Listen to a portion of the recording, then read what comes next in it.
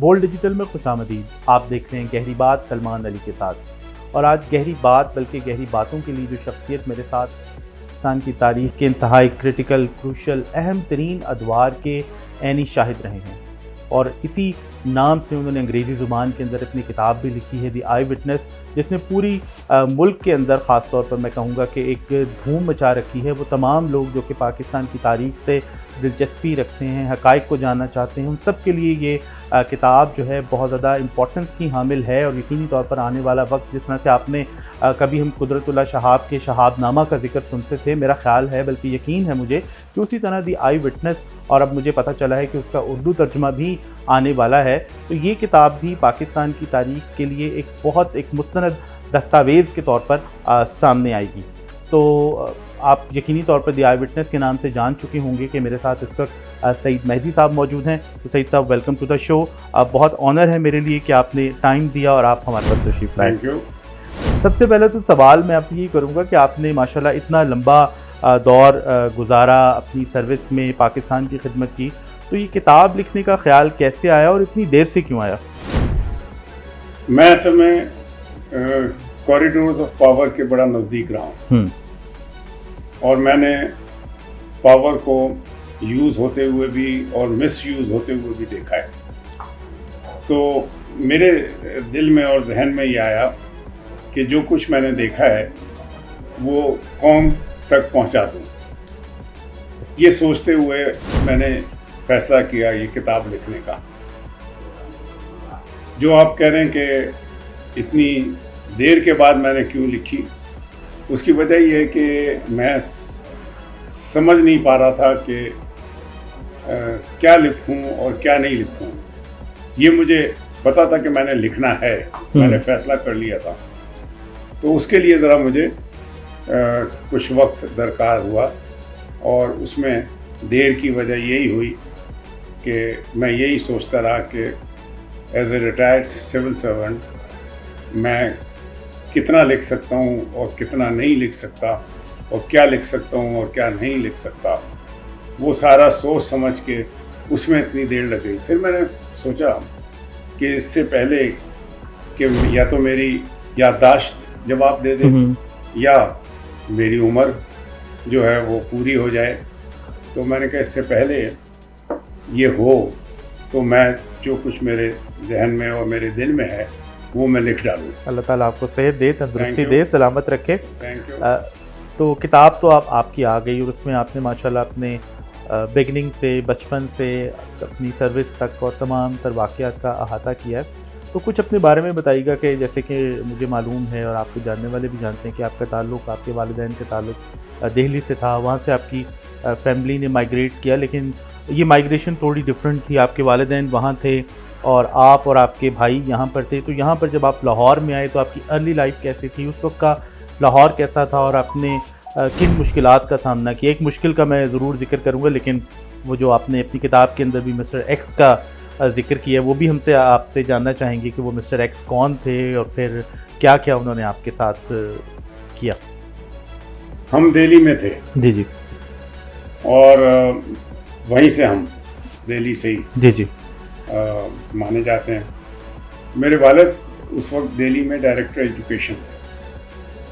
तो मौलाना अबुल कलाम आज़ाद ने, जो कि एजुकेशन मिनिस्टर होने वाले थे, उन्होंने उनसे मुलाकात की और उनसे कहा कि आप पाकिस्तान आ जाएं, क्योंकि मुझे आपकी ज़रूरत है यहाँ, और आपके ज़िम्मे जो सबसे अहम काम मैं लगाना चाहता हूँ वो ये है कि मुसलमान बच्चों को हिंदी पढ़ाना कंपलसरी ना होने दीजिएगा जी, बल्कि कोशिश ये करें कि हिंदी कंपलसरी सब्जेक्ट हो ही नहीं, सिर्फ इंग्लिश कंपलसरी सब्जेक्ट, बाकी ऑप्शनल है, जो लेना चाहे वो ले सकता है। तो इसलिए उन्होंने director general Mohammedan education government of India लगा दिया। लेकिन क्योंकि हालात आहिस्ता आहिस्ता ख़राब होते जा रहे थे, तो मेरे वालिद ने ये फैसला किया कि वो हमारी वालदा को और हमें पाकिस्तान में सेटल कर दें और वो अपनी मुलाजमत जारी रखें।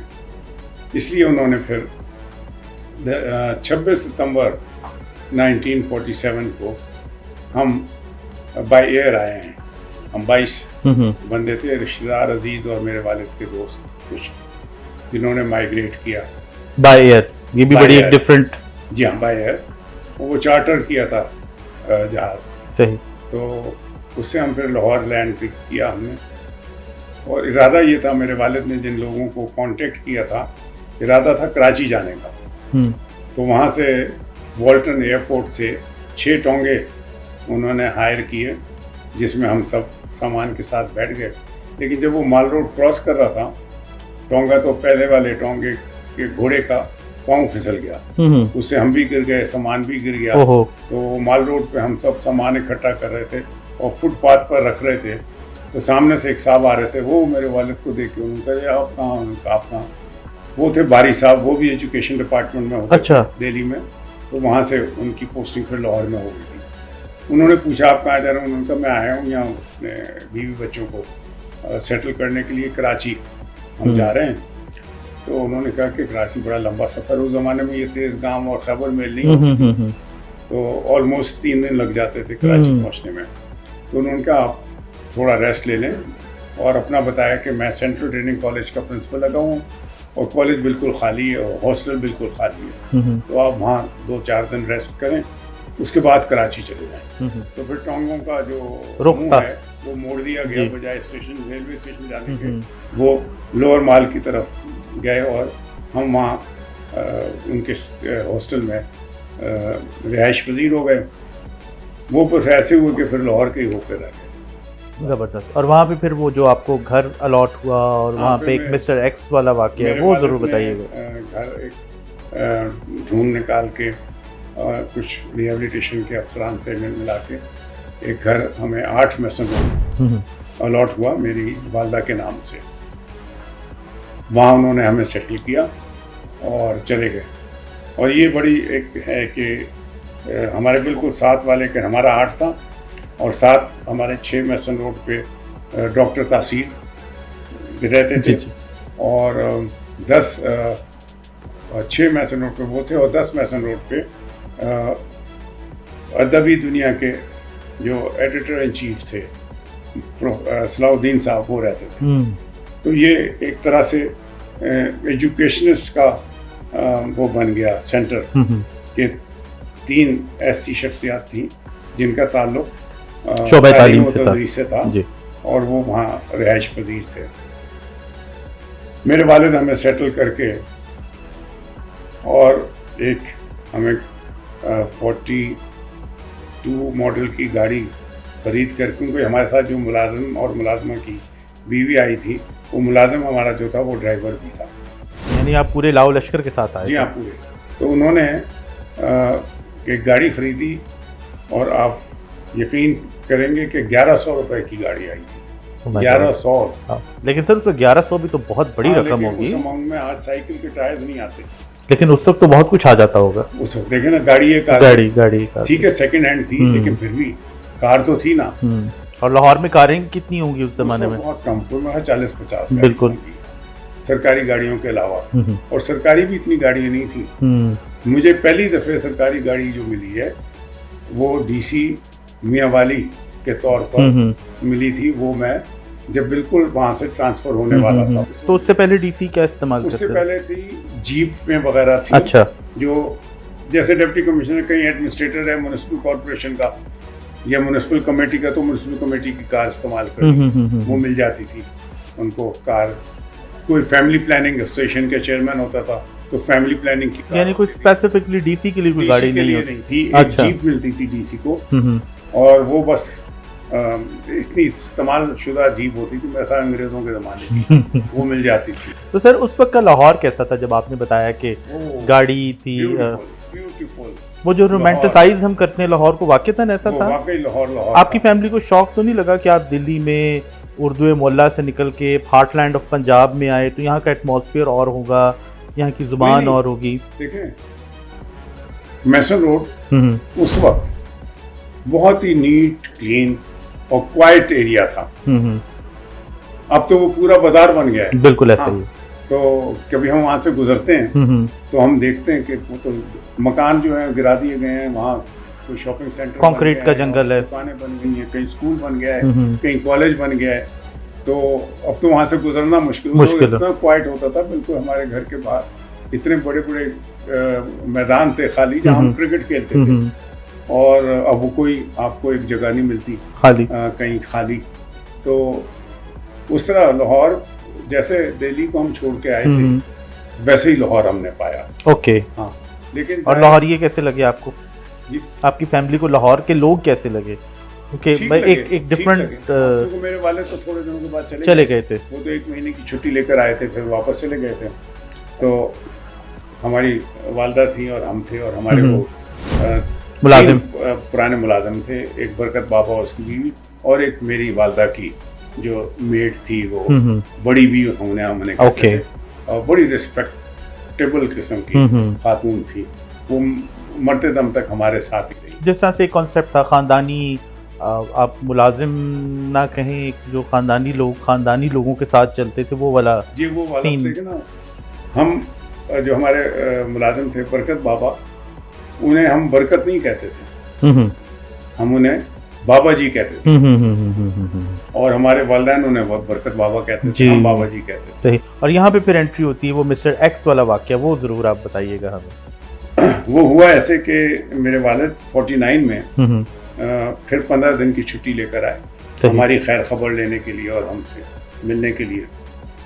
हमें दाखिल करवा दिया था उन्होंने स्कूल में, पहले कॉन्वेंट में हम रहे, वहाँ से हायर केजी करने के बाद हम कॉन्वेंट से सेंट एंथनीज में आ गए थे। तो वो उनके जो भी यहाँ जाने वाले थे, बारी साहब थे और कोई थे, उनके जिम्मे उन्होंने लगा दिया था कि वो हमें देखते रहें, पढ़ाई लिखाई स्कूल के साथ ताल्लुक़ रखें। 49 में ये आए तो माल रोड पे से गुजर रहे थे, तो इनके पुराने दोस्त जो सिटी मैजिस्ट्रेट होते थे दिल्ली में, वो उन्हें नजर आए। तो वो बड़े दोनों एक दूसरे से बगलगीर हुए और बड़ी खुशी का इजहार किया मिलने के ऊपर। तो उन्होंने पूछा कि आप कहाँ हैं? तो उन्होंने कहा मैं पहले लाहिलपुर में था, जो फैसलाबाद में रहता है, मेरा ट्रांसफ़र हो गया लाहौर में, और मैं यहाँ डिस्ट्रिक्ट रिहेबिलिटेशन ऑफिसर लग गया हूँ।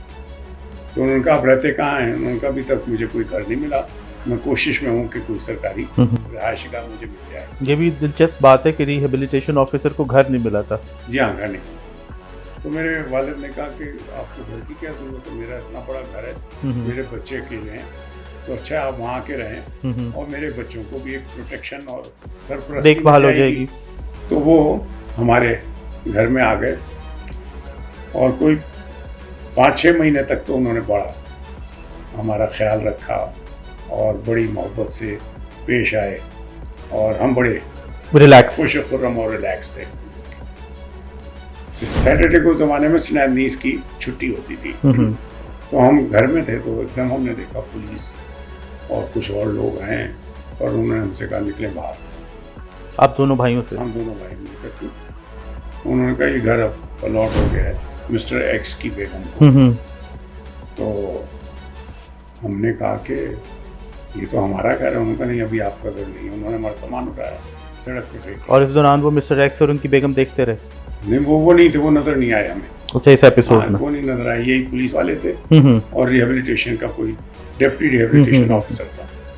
उन्होंने हमें सड़क पे फेंक दिया, हमने रोना शुरू कर दिया। ताहरे बच्चे?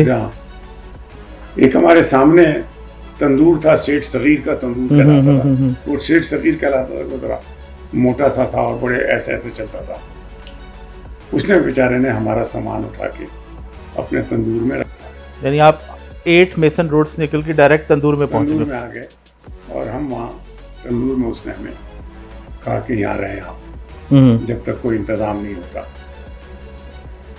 मैंने फिर उससे सेठ सगीर से कहा कि मेरे साथ एक बंदा कर दो, क्योंकि हमारा टेलीफोन तो वहीं था घर में। तो फिर मैंने जीपीओ से जाके अपने वालिद को टेलीफोन किया। टेलीफोन भी उस जमाने में बहुत मुश्किल कॉल करना पड़ती थी। हम आज जीपीओ में सामने बैठे हुए थे, तो वो आवाज़ देते थे कि तो आ गई जी, की कॉल आ जाए। तो मैंने फिर वालिद को सारा किस्सा सुनाया। वो वेंट इनटू शॉक कि क्या हो गया मेरे बच्चों के साथ। खैर वो बड़ी परेशानी का इजहार किया उन्होंने, और उन्होंने कहा कल फिर मुझे इसी वक्त फ़ोन करना। फिर अगले दिन मैंने फ़ोन किया तो उन्होंने कहा कि मेरी बात हो गई है। मुमताज़ हसन कदरबाज साहब थे जो दिल्ली में एडमिनिस्ट्रेटर होते थे म्यूनिसिपल कॉरपोरेशन के। उन्होंने कहा वो लगे हुए थे प्राइम मिनिस्टर खैरपुर स्टेट। उन्होंने कहा मेरी उनसे बात हो गई है। उन्होंने कहा खैरपुर हाउस है लाहौर में कॉलेज रोड पर GOR1 में जी। तो उसमें एक तो नवाब का है घर और एक एनेक्सी है उसमें, तो आपके बच्चे एनेक्सी में चले जाएं। तो हम वहाँ से फिर सेठ सगीर से हमने पूछा भी, हमने अपने बरकत बाबा से कहा कि इससे पूछो कि हमारा जो खर्चा वर्चा हुआ है खाने पीने का, तो उसने का सवाल ही नहीं पैदा होता। तो हम फिर वहाँ से आ गए उस पर। अब ऐसे लोग शायद नहीं मिलते सेठ सगीर जैसे, देखें आपको आज भी याद है वो बंदा था। तो फिर हमने भी उसका बाद में ख्याल किया। गुड।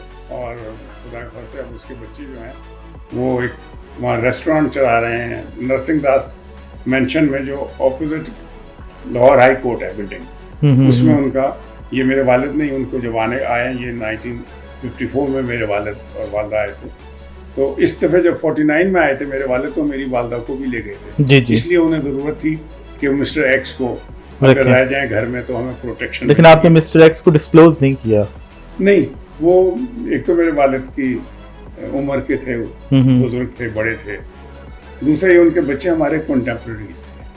तो मुझे अच्छा नहीं लगा कि उन बच्चों के वालिद का नाम तो जानते होंगे कि क्या हुआ क्या नहीं हुआ। जिनको पता था उन्हें पता था, पर जिनको नहीं पता हमने उनका नाम इसीलिए नहीं दिया कि हमने कहा वो बच्चों के ऊपर क्यों असर आया अपने वालिदैन का। लोग उनसे पूछेंगे कि तुमने सईद मेहदी को और रफत मेहदी को घर से निकलवा दिया था। चलिए, ये तो आपका बचपन गुजरा लाहौर में अच्छी और कुछ मिली जुली यादों के साथ। उसके बाद फिर आप सिविल सर्विस में कैसे, आपने खुद फैसला लिया, आपके वालिद का चॉइस थी? नहीं, मेरे वालिदैन की भी चॉइस थी, क्योंकि हम तो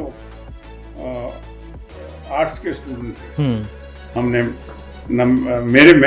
मेरे छोटे भाई ने तो विद साइंस मैट्रिक किया था, मैंने मैट्रिक भी विदाउट साइंस किया था। तो मेरे पास साइंस की जगह ड्राइंग थी और एक सिविक्स हाइजीन का पेपर था। तो हम तो आर्ट्स में थे, आर्ट्स के लिए आपको पता है कोई स्कोप इतनी ज़्यादा नहीं होती, लिमिटेड हो जाती है। तो साइंस में तो बहुत स्कोप, कोई मेडिकल में चला जाता है, कोई इंजीनियरिंग में चला जाता है, कोई केमिकल टेक्नोलॉजी में चला जाता है। तो हम फिर इसलिए हमारे पास ऑप्शन एक ही था कि टीचिंग प्रोफेशन या सिविल सर्विस का इम्तहान दें। तो हमने मास्टर्स करने के बाद MA में हिस्ट्री में हमने किया था, और मास्टर्स करने के बाद हम दोनों लेक्चरर लग गए थे। मैं पंजाब यूनिवर्सिटी में लग गया था लेक्चरर, और रफत जो मेरा छोटा भाई है वो FC कॉलेज में लग गया था, क्योंकि FC कॉलेज में वो 2 साल पढ़ाए थे। अच्छा। तो जो हेड ऑफ द डिपार्टमेंट थे प्रोफेसर जैदी साहब, जवाल जैदी साहब, उन्होंने उसको कहा था कि तुमने FC कॉलेज में पढ़ाना और कहीं नहीं जाना। सही। तो वो FC कॉलेज में चले गए, मैं आ गया इसमें। तो मैं एक आपको वाक़या सुनाऊँ कि 1964 में गवर्नमेंट कॉलेज की सेंटेनरी सेलिब्रेशन हो रही थी, जिसपे president Ayub Khan chief guest थे। तो मैं 2 चीज़ें बताना चाह रहा हूँ। उनका टाइम था अराइवल का 9 o'clock। आमतौर पे Ayub Khan as opposed to Ziaul Haq time के पाबंद थे, लेकिन उस दिन वो लेट हुए। कोई 9:20 पे उनका अराइवल हुआ, तो जो घंटा लगा हुआ है गवर्नमेंट कॉलेज का, उसे वापस उन्होंने मोड़ दिया। जिस वक्त वो आए हैं उस वक्त 9 बजा दिए। ये तो एक तो हमारा ये शामदाना जो है अंदाज वो इससे ये तो बड़ा तारीखी है कि डिक्टेटर के लिए वक्त पीछे कर दिया। और जब वो मुझे और मेरे भाई को रफत मेहदी को, हम दोनों को रोल ऑफ ऑनर मिला था सेंटेनरी सेलिब्रेशंस को, तो हमारे दोनों का नाम एक साथ ही अनाउंस किया गया, सईद मेहदी एंड रफत मेहदी।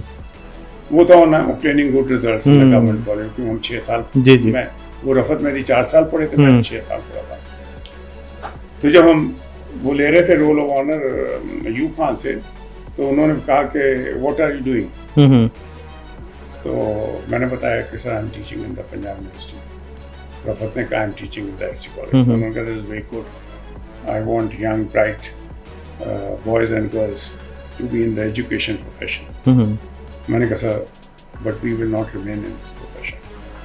अच्छा, ये आपकी स्टेज पर ही गुफ्तगू हो रही थी उनसे? नहीं, अच्छा, वही उनके सामने अच्छा, रोल ऑफ ऑनर लेने के वही उसी में। अच्छा, मैंने कहा no sir, we will not remain, we would appear in the CSS exam. कहने लगे व्हाई? मैंने कहा सर, मैं as a lecturer of Punjab university which is number 1 university of Pakistan, उस वक्त पंजाब में 2 यूनिवर्सिटीज थी, एक पंजाब यूनिवर्सिटी, एक इंजीनियरिंग यूनिवर्सिटी लाहौर, बस। मैंने कहा मैं यहाँ लेक्चरर हूँ, मैं 10 दफ़े गया हूँ ASP ट्रैफिक के दफ्तर में ड्राइविंग लाइसेंस लेने के लिए, और मेरी मुलाकात नहीं हो सकी। मैं लिखता था चिट पे, lecturer department of history university of the Punjab Lahore, मेरी मुलाकात नहीं हुई। डिप्टी कमिश्नर जो उस वक्त के थे वो भी हिस्ट्री स्टूडेंट रहते अपने ज़माने में, उनसे मैं मुलाकात करने 3 दफ़े गया हूँ in order to invite him to deliver a lecture to the students of history department. मेरी उनसे 3 दफ़े जाने के बावजूद मुलाकात नहीं हो सकी। मेरा नाम और डिजिग्नेशन अंदर पहुंचाया जाता था, but he didn't care to. मैंने कहा जी, मैंने ये सोचा है कि मेरे लिए ज़रूरी है, या हम दोनों के लिए ज़रूरी है कि हम किसी ऐसी जगह पर हों जहाँ से हम अपने ज़िंदगी आसानी से गुजार सकें, जहाँ हम मैटर करें। या नहीं, ज़िंदगी गुजारने अच्छा, का सवाल है, मैटर तो बाद में होगा। अच्छा, हाँ, सही। मैटर करने का इतना शौक नहीं था हमें, ये था कि मतलब है ड्राइविंग लाइसेंस हमें नहीं मिल सकता, बुनियादी हक है आपका, डिप्टी कमिश्नर से मुलाकात नहीं कर सकते। तो उस वजह से फिर हमने ये सोचा है, मैंने अयूब खान को बताया कि हमने CSS का इम्तहान देना है, तो CSS का इम्तहान दिया। तो इस पे खान साहब का कोई, अयूब खान साहब का कोई रिएक्शन था मतलब? अच्छा, नाजरीन, आपने गुफ्तगू सुनी सईद मेहदी साहब की, इतनी लंबी गुफ्तगू, मेरा ख्याल है कि शायद हम दिन भर भी बैठे रहें। सईद साहब की बातें और जो आई विटनेस की रहे हैं बहुत सारे इवेंट्स के, वो मज़ीद सामने आते रहेंगे। तो उम्मीद है आपने सईद साहब की गुफ्तगू से हिस्ट्री के बहुत सारे लेसन्स, वो वाली बातें जो शायद अब तक छुपी रहीं, वो आज आपने इनकी ज़ुबानी सुनी है। तो उम्मीद करते हैं आपको आज का ये जो पॉडकास्ट है ये पसंद आएगा। फिर मिलेंगे किसी और पॉडकास्ट में किसी और शख्सियत के साथ। अल्लाह हाफ़िज़।